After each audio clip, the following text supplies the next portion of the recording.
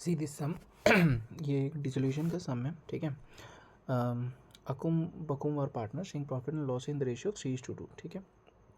Balance sheet दिया हुआ है, लायबिलिटीज़ और एसेट एज इट इज़।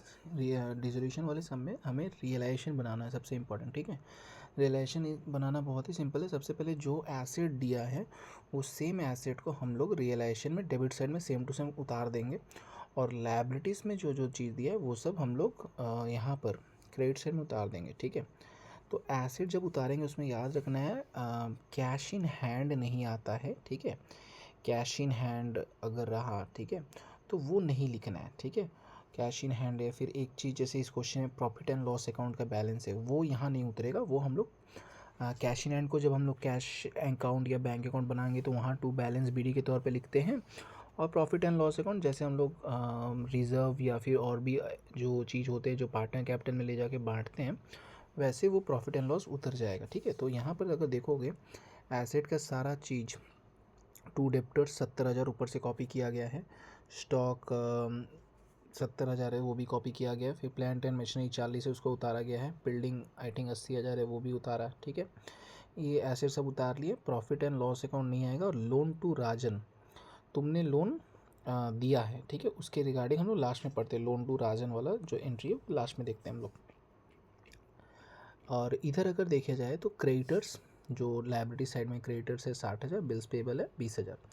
तो दोनों चीज़ ऑपोजिट उतरेगा, मतलब एसेट का सारा चीज़ डेबिट में पहले लिखे हैं और लायबिलिटीज़ का सारा चीज़ पहले क्रेडिट में लिख दी। By creditor 60,000, by bills payable 20,000, ठीक है। Employee provident fund external liability है तो वो भी आएगा, बाई एम्प्लॉय प्रोविडेंट फंड 50,000, ठीक है। रिजर्व इसमें नहीं आता, रिजर्व पार्टनर्स कैपिटल में जाता है, ठीक है। ये फर्स्ट स्टेप है, मतलब सेम टू सेम जो ऊपर में दिया है वो सब उतारना।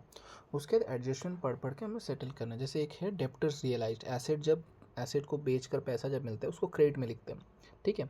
सारा एसेट पहले डेबिट में उतार लिया ऊपर से, उसके बाद एसेट को जब बेच के जब पैसा लेने के बारी आया वो क्रेडिट में होता है, ठीक है। तो डेप्टर्स रियलाइज हो रहा है 60,000, तो सिंपल बाई बैंक अकाउंट, पैसा जो बैंक के तौर पर आ रहा है, तो बैंक अकाउंट डेप्टर्स कितना है 60,000 रियलाइज लिखती है, ठीक है।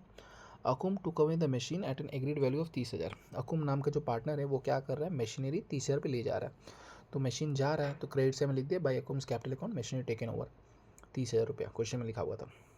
फिर है बकुम take over the building at valuation 1 lakh and agrees to pay off the creditor discount of 5,000। तो बकुम क्या बोल रहा है, बिल्डिंग ले जाएगा 1 लाख के वैल्यूएशन पे।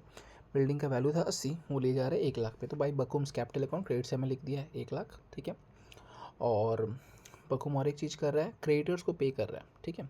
कितना पे, at a discount of 5,000। Creditors था कितना, क्रेडिटर्स था 60,000। तो 60,000 का क्रेडिटर का पेमेंट जब करना हुआ रियलाइजेशन में डेबिट में आता है, और पेमेंट जब मिलना हुआ एसेट बेच के जो पेमेंट मिलता है वो क्रेडिट में आता है। तो पेमेंट मिल रहा है, सॉरी क्रेडिटर को पेमेंट बकुम कर रहा है, बकुम, ठीक है। तो इसलिए टू बकुम्स कैपिटल अकाउंट क्रेडिटर्स पेड, वो कितना है 55,000 है, ठीक है। ये हो गया। तीन तो एडजस्टमेंट हो गया ए बी सी। चौथा एडजस्टमेंट है अनरिकॉर्डेड लाइबिलिटी था 20,000 was discharge by an unrecorded asset of 35,000 in full settlement. एक अनरिकॉर्डेड लाइबिलिटी है 20,000, वो डिस्चार्ज मतलब उसको पे ऑफ किया गया by unrecorded asset of 35,000 full settlement. तो यहाँ हो क्या रहा है, एक एसेट जो अनरिकॉर्डेड है और एक लाइबिलिटी दो वो भी अनरिकॉर्डेड है, वो दोनों का सेटलमेंट हो जाए, मतलब 20,000 का लाइबिलिटी के बदले 35,000 का अनरिकॉर्डेड एसेट दे रहे हो। तो क्योंकि ये दोनों में आपस में सेटल हो जा रहा है तो इसलिए ये दोनों का कोई एंट्री यहाँ नहीं आ रहा है, ठीक है। क्योंकि एक एसेट देकर दूसरे लाइबिलिटी को तुमने सेटल ऑफ कर दिया, तो इसलिए वो एंट्री यहाँ पर 20 और 35 का नहीं करना है, ठीक है। Next, expense of relation came to 5,000 and were paid by बकुम। हाँ, तो 5,000 रुपये का रिलेशन एक्सपेंस हुआ है, ठीक है। और वो पे कौन कर रहा है, बकुम पे कर रहा है। But however as per agreement they were to be borne by अकुम। तो पे बकुम कर रहा है, बट एज पर एग्रीमेंट वो किसको पे करना चाहिए था, वो पे करना चाहिए था अकुम को। कितना था, 5,000 रुपये रिलेशन एक्सपेंसेस, ठीक है। तो एज बिकॉज 5,000 का जो एक्सपेंसेस हुआ, ठीक है, वो अपने पॉकेट से जब पार्टनर पे कर रहा है, ठीक है, वहाँ पर तो मेंशन नहीं है कि फर्म उसको बोला है बियर करने को, ऐसा कुछ दिया नहीं है, इसलिए वो एंट्री नहीं आएगा। वो 5,000 जो है रियलाइजेशन एक्सपेंसेस वाला वो एंट्री नहीं आएगा। क्यों, क्योंकि वहाँ पर लिखा है वो लोग अपने से पे करें, वो उनको कोई फर्म उन लोग को कोई पैसा रिलेशन एक्सपेंसेस के नाम पे नहीं दे रहा है, ठीक है। तो वो भी नहीं आएगा, ठीक है। यहाँ पर सेम चीज़ दिया गया, relation expenses will not be recorded since they are to be borne by the partner, ठीक है।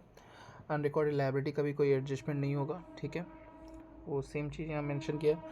लोन टू राजन देख लो लिखा हुआ, it will not B transfer, it will recovered by him by passing the following entry. ये देख लो, ये working note है, ठीक है। 1 2 3 4 इंपॉर्टेंट इन्फॉर्मेशन इस चीज़ से जुड़ा हुआ है।